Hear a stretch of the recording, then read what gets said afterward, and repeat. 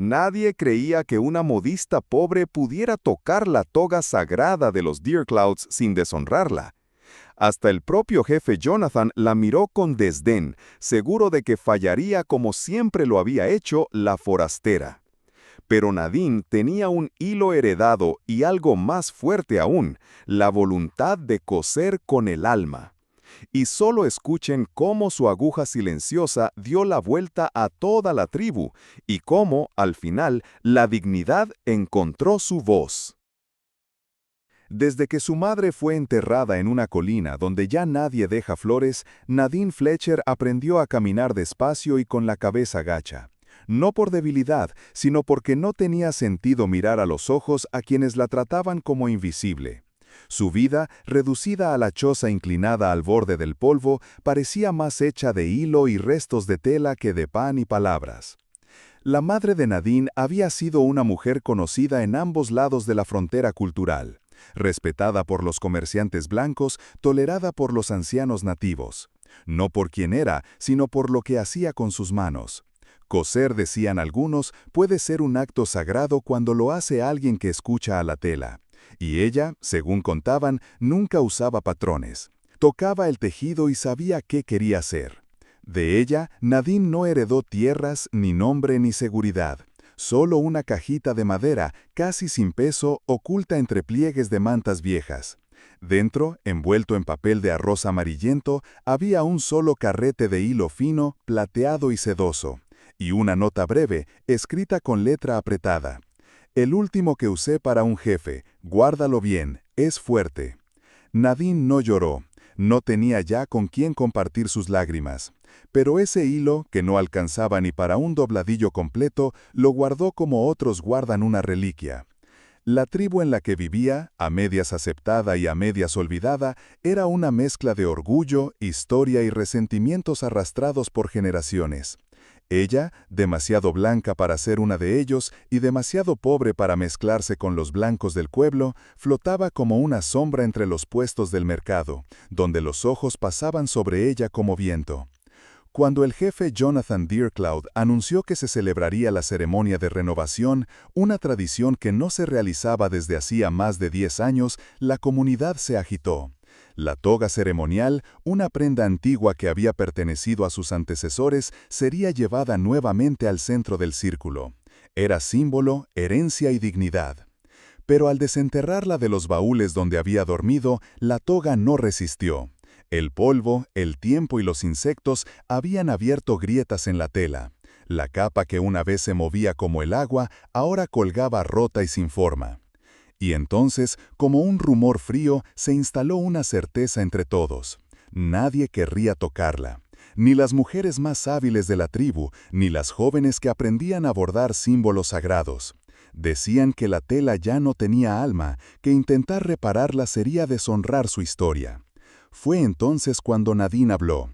No alzó la voz, solo lo dijo. «Puedo intentarlo». La respuesta fue inmediata. Risas, no crueles, pero sí incrédulas. Risas que no preguntaban, solo negaban. Una forastera, sin nombre ni clan, viviendo sola entre trapos, ofreciendo reparar lo más sagrado de la tribu.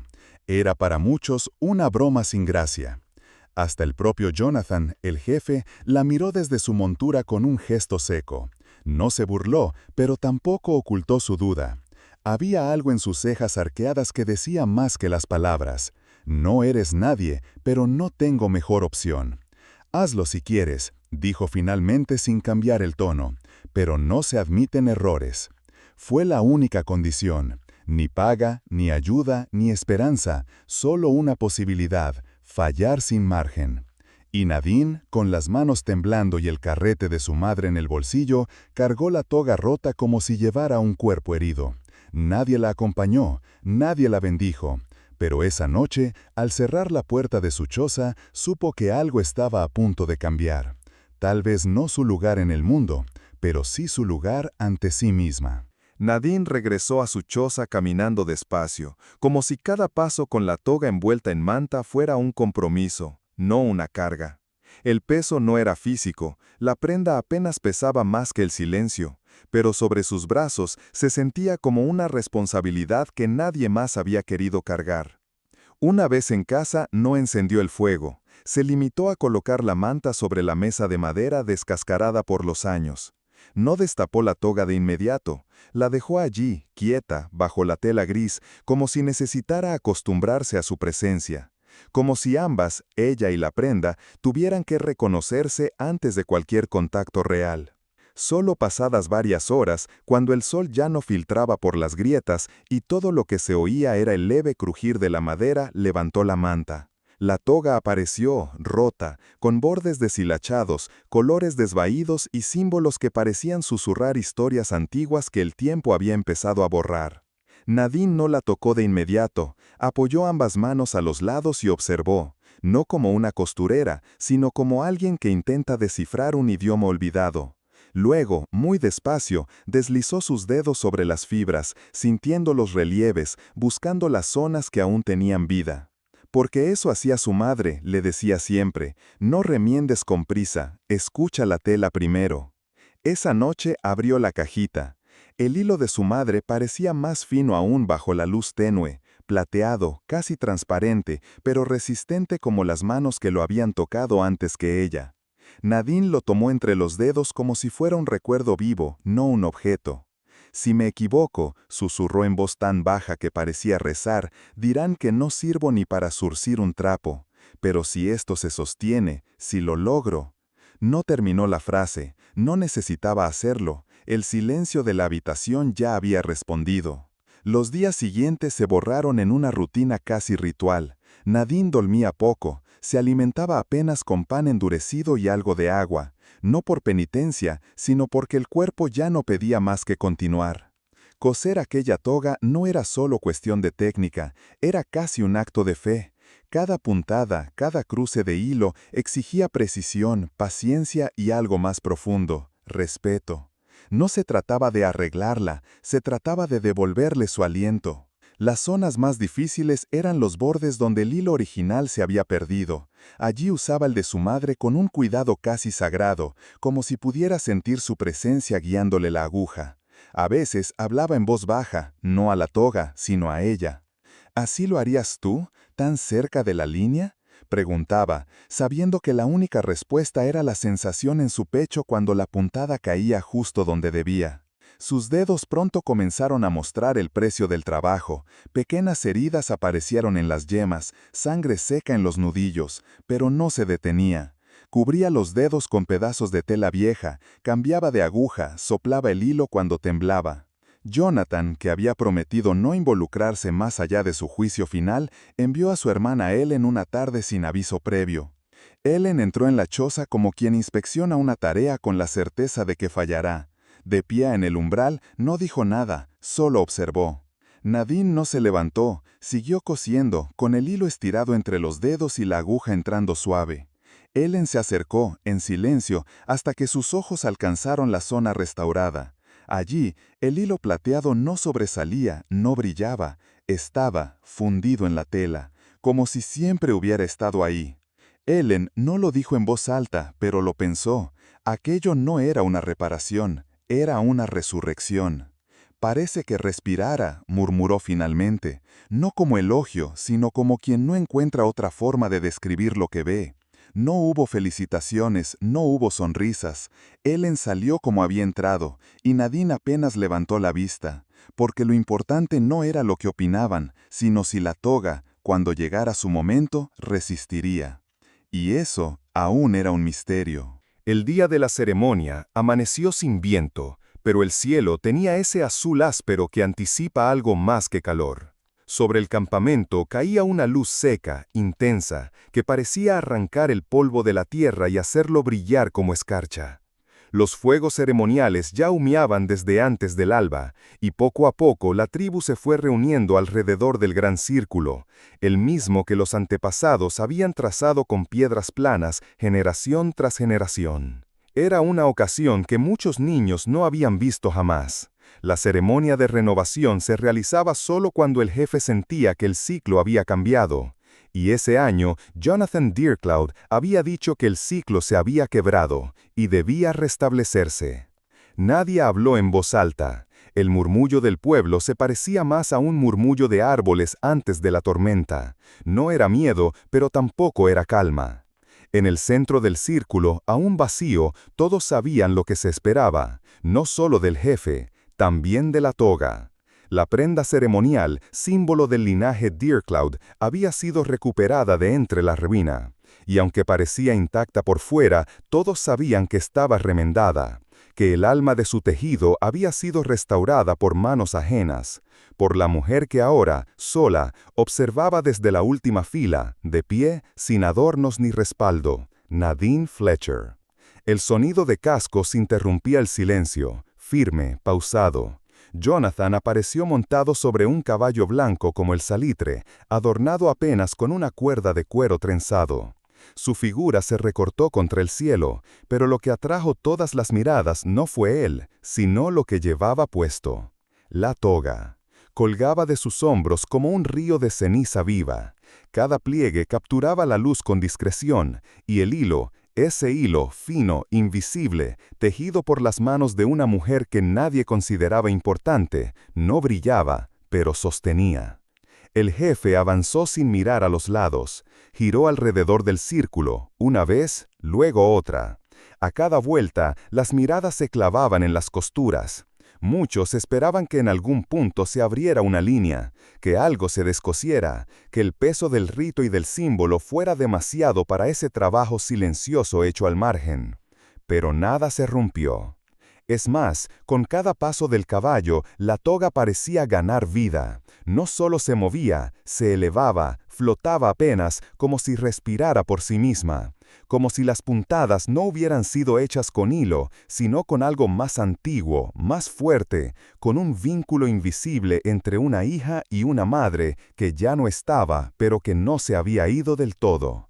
La tribu, que al principio contenía el aire, ahora no sabía si respirar o guardar el aliento. Ellen, de pie cerca de los ancianos, miraba fijamente la unión de los hombros. Allí donde había estado la mayor rasgadura, la tela estaba lisa, firme, casi nueva. Finalmente, Jonathan descendió del caballo. Su paso fue lento, no por el peso, sino por respeto. Caminó hasta el centro del círculo y se detuvo. Miró a su gente, que esperaba en un silencio que ya no era tensión, sino algo más profundo, admiración contenida. Y entonces giró la cabeza, buscó entre la multitud a Nadine. Ella estaba donde siempre, al margen, sola, con las manos unidas frente al cuerpo, sin esperar ser nombrada.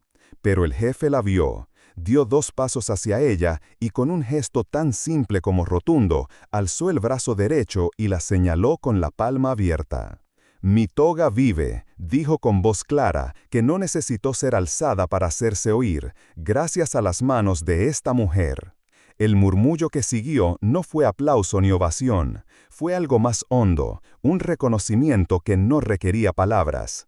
Y por primera vez en mucho tiempo, Nadine no agachó la cabeza. No sonrió, no lloró, solo sostuvo la mirada del jefe y asintió. El silencio que había seguido a la ceremonia fue más elocuente que cualquier canto o celebración. Nadine volvió a su choza sin escoltas, sin vícores, sin cortejo, pero con algo que hasta entonces nunca la había acompañado, miradas que no evitaban su rostro. Al pasar entre la gente, notó cómo se abrían pequeños espacios a su paso, no por temor ni rechazo, sino por algo nuevo, respeto.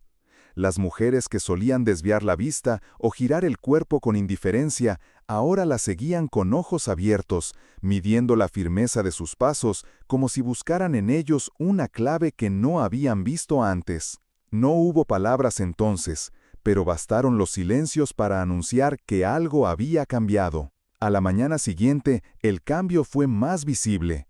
La primera en acercarse fue una joven llamada Rachel, hija de una de las tejedoras más reconocidas del asentamiento. Se acercó con una manta entre los brazos y los labios apretados. No sabía cómo empezar. ¿Puedo ver cómo cosiste los bordes?, preguntó finalmente. Mi madre dice que eso no lo enseñan, que se siente. Nadine no respondió de inmediato. Hizo un gesto para que se sentara a su lado. Y juntas, sin decir mucho, repasaron los puntos invisibles que daban vida a una tela muerta. En menos de una hora, 3 mujeres más se sumaron. Por la tarde llegaron 2 hombres. No traían tela ni palabras dulces, pero uno de ellos, viejo como la corteza de un árbol, se quitó el sombrero de ala ancha antes de hablar. Vi la toga. Mi padre llevó esa misma cuando me bendijeron como guerrero. Hizo una pausa mirando sus propias manos. Nunca pensé que volvería a verla así. Y se fue sin más, dejándole en la mesa un pequeño paquete con cuero de búfalo recién curtido. Esa noche, ya con la luz cayendo sobre el campamento y las sombras alargándose, alguien llamó a su puerta. Era Ellen, cargando una caja de madera. «¿Qué es eso?», preguntó Nadine, limpiándose las manos en el delantal. «Encargos», respondió sin rodeos. «Mantas, vestidos, cintas, incluso unas botas.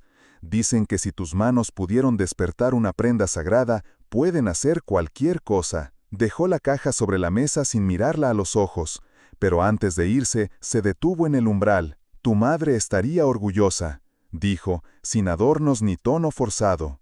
Nadine bajó la vista un instante, tocó la madera de la caja y murmuró: «Lo hice por ella, pero también por mí. Estoy cansada de esconder mis manos». Y lo dijo no como confesión, sino como declaración. Aquella noche, cuando ya pensaba que el día no le traería más sorpresas, llegó un joven mensajero del consejo. Le entregó una invitación escrita en pergamino áspero, con la letra firme de Jonathan. «Esta noche, cena con los ancianos. Tu presencia es bienvenida». Por un instante, Nadine pensó que había un error. Aquella mesa era lugar reservado a líderes, guardianes, sabias, no a costureras que vivían al borde de la tierra y del nombre. Pero la carta era clara, y la invitación no pedía permiso. Era una afirmación. Cuando entró en el gran salón de madera, la conversación se detuvo por segundos. Los más viejos la observaron con una mezcla de curiosidad y reserva. Jonathan, de pie, se acercó con una copa de cerámica en la mano. «No te invitamos para convertirte en parte del consejo», dijo, con voz tranquila, «sino porque ya lo eres, aunque no lo veas aún». Nadine no respondió, solo asintió y tomó asiento. No se trataba de un lugar nuevo. Era, por fin, el reconocimiento de quién era y de todo lo que había construido, puntada tras puntada, en silencio. Pasaron las semanas con la misma discreción con la que cae el polvo sobre una mesa bien barrida, sin ruido, sin aviso. Las hojas comenzaron a volverse ocres en los árboles que rodeaban el campamento, y los días, aunque aún cálidos, se sentían más cortos, como si el tiempo empezara a recogerse para el invierno. La choza de Nadine, que durante años había sido una figura solitaria al borde del sendero, ya no pasaba desapercibida. Cada mañana, al abrir la puerta, encontraba algo dejado en silencio sobre el umbral: retazos de tela, trozos de cuero, mensajes doblados cuidadosamente con nuevas solicitudes. Ya nadie evitaba pronunciar su nombre. Ahora, algunos incluso lo hacían con orgullo. Pero esa mañana fue distinto. No halló objetos, sino una figura de pie. Era una joven de cabello oscuro y mirada directa. Llevaba entre los brazos una prenda rota, un vestido ceremonial de otra tribu, con bordados que Nadine no reconoció al primer vistazo. La joven no titubeó. «¿Eres la que cosió la toga del jefe Deercloud?». Nadine, que aún tenía las manos húmedas por haber lavado una tela al amanecer, se secó con calma en su delantal antes de responder. «Soy Nadine», dijo, sin levantar la voz, «y sí, la arreglé, con el último hilo que me dejó mi madre». La visitante bajó la vista hacia la prenda entre sus brazos, tocó uno de los bordes rasgados con gesto preocupado. Luego alzó los ojos y preguntó: «¿Entonces, ya no te queda nada?». La pregunta no era una simple consulta práctica, sonaba a algo más hondo, como si le preocupara no solo el hilo, sino lo que había detrás de él, como si temiera que esa historia sagrada, cosida con manos firmes y amor heredado, hubiera terminado ahí. Nadine no respondió de inmediato. Caminó hacia su cesta, la misma donde había guardado por años el carrete de hilo plateado, y la levantó con ambas manos. Estaba vacía de aquel hilo, pero rebosante de otras cosas. Pequeños encargos ya terminados, nombres escritos con caligrafía humilde, muestras de respeto envueltas en trapos limpios. Observó un momento en silencio, y entonces respondió con una voz suave pero firme. «Me queda algo mejor». La joven la miró, confundida. «Ahora todos saben que sé coser con el alma, y eso no se acaba». La joven guardó silencio unos segundos, luego asintió, se sentó en el pequeño banco junto a la puerta y extendió la prenda rota con cuidado, como quien entrega algo importante no solo por valor material, sino por lo que representa. Nadine la recibió con la misma calma con la que había recibido la toga semanas atrás, no con orgullo, no con nerviosismo, sino con respeto. Palpó la tela, leyó sus líneas, entendió dónde dolía. Luego fue hacia la mesa y por primera vez sacó un nuevo carrete. No era de hilo plateado, era uno que ella misma había hilado en los últimos días, combinando fibras suaves con otras más firmes. Lo había teñido con pigmentos naturales y lo había torcido con sus propias manos mientras el sol bajaba cada tarde. No tenía el brillo del anterior, pero tenía otra cosa: propósito. Sentada frente a la joven, comenzó a remendar con ritmo sereno. La aguja atravesaba la tela con la misma precisión con la que se transmiten historias sin necesidad de palabras. Afuera, el viento movía las hojas secas en el suelo. Dentro, el hilo nuevo comenzaba su primer recorrido. Y en ese silencio compartido, donde una remendaba y la otra observaba, había algo que no se veía, pero que tejía una verdad nueva. Que lo más valioso no es lo que se hereda, sino lo que se aprende a crear. Y Nadine, por fin, ya no remendaba solo recuerdos, ahora cosía futuro.